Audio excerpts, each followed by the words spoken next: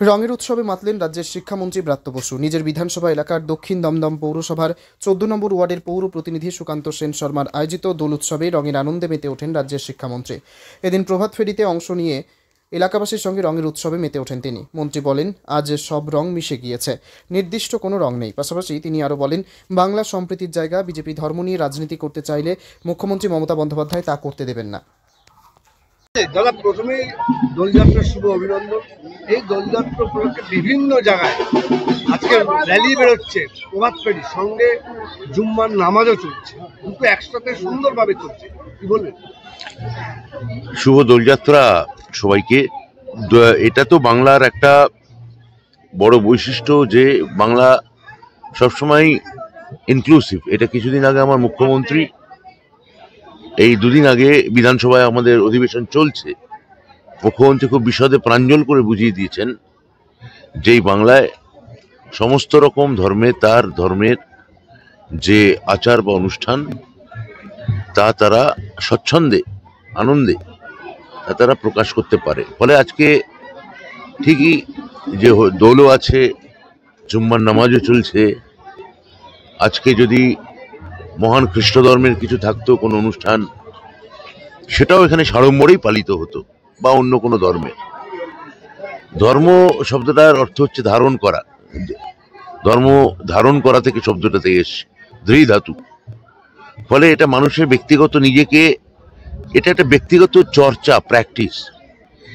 এটা প্রাইভেট বিষয়। এটাকে কখনো যে বিজেপি ধর্মকে রাস্তাঘাটে নামিয়ে আনতে চাইছে এবং ধর্মভিত্তিক রাজনীতি করতে চাইছে, পোলারাইজ পলিটিক্স করতে চাইছে, সেটা বাংলায় কখনো গ্রহণ করা হবে না, এটা বলতে পারি। যেভাবে বিজেপি চেষ্টা করছে, বাংলার মানুষ কিন্তু সেই অপচেষ্টা কিন্তু ব্যর্থ করার বারবার প্রমাণ দিয়েছে। এখানে নির্ভর করছে যে এখন যেহেতু এই ভার্চুয়াল যুগ, ফেক ভিডিও, ফেক নিউজ, নানা রকমের যে মানে বিজ্ঞান অভিশাপ না আশীর্বাদ, এই বিজ্ঞানের যে অভিশাপের দিকটা, আমরা এই ফেসবুক বলুন বা ভার্চুয়াল ওয়ার্ল্ড বলুন বা ইউটিউব বলুন, এগুলোকে কখনো ফেক কিছু ছড়ানোর জায়গা হিসেবে দেখা উচিত না। কিন্তু আইটি সেল বিজেপি তাই করে, সেটা নিয়ে একটা উত্তেজনা তৈরি করার চেষ্টা করা হয়। কিন্তু আমরা যারা এলাকায় জনপ্রতিনিধি আছি, মুখ্যমন্ত্রী আমাদের বলেছেন যথেষ্ট সচেতন এবং সতর্ক থাকতে, এবং এগুলো করে কোনো লাভ হবে না। কেননা দেখেছেন তো যে মমতা বন্দ্যোপাধ্যায়ের উন্নয়নের ডাকে সাড়া দিয়ে আজকে কিভাবে এই আমাদের এই 14 নম্বর ওয়ার্ডে রাজু সেন শর্মা আমাদের কাউন্সিলর, তার উদ্যোগে কিভাবে আজকে আমাদের এই বিরাট দোলযাত্রা র্যালি বেরিয়েছে। শুভেচ্ছা কি দেবেন দোলযাত্রায়?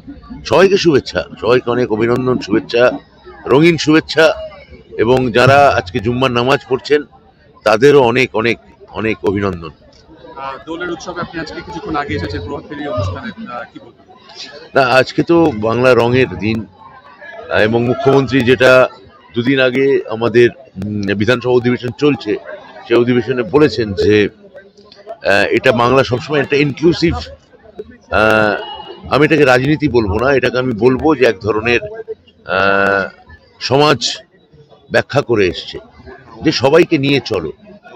আমাদের তৃণমূল কংগ্রেস, আমাদের মামাটি মানুষের সরকার, আমাদের মুখ্যমন্ত্রী সবসময় সমস্ত কিছু, সব অনুষ্ঠান, সব উৎসব, এটাকে সঙ্গে নিয়ে চলার, এবং এটা যাতে মানুষ স্বচ্ছন্দে এবং সাড়ম্বরে প্রকাশ করতে পারে, সমস্ত ধর্মের মানুষরাই, সেখানে একটা অবাধ এবং অনাবিল একটা মমতাদি মানুষের জন্য স্বাধীনতা এবং উৎসাহ বজায় রেখেছে। এক বছর পর বিধানসভা নির্বাচন, সেক্ষেত্রে দাঁড়িয়ে কি বার্তা দেবেন?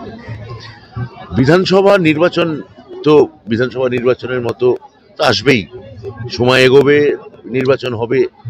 কিন্তু মমতাদি যে কাজটা এতদিন ধরে করছেন এবং আগামী দিনেও করবেন, যে মানুষকে এক ধরনের শান্তির বার্তা দেওয়া, সম্প্রীতির বার্তা দেওয়া, আর যে প্রান্তিক মানুষ, খেটে খাওয়া মানুষ, গরিব মানুষ, মেহনতি মানুষ, সরাসরি তাদের পক্ষ নেওয়া,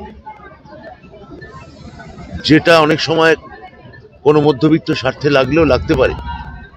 কেননা বাকি যে দলগুলো আমাদের এখানে বিরোধী রাজনীতি করে, তারা মূলত ধ্বংসাত্মক রাজনীতি করে।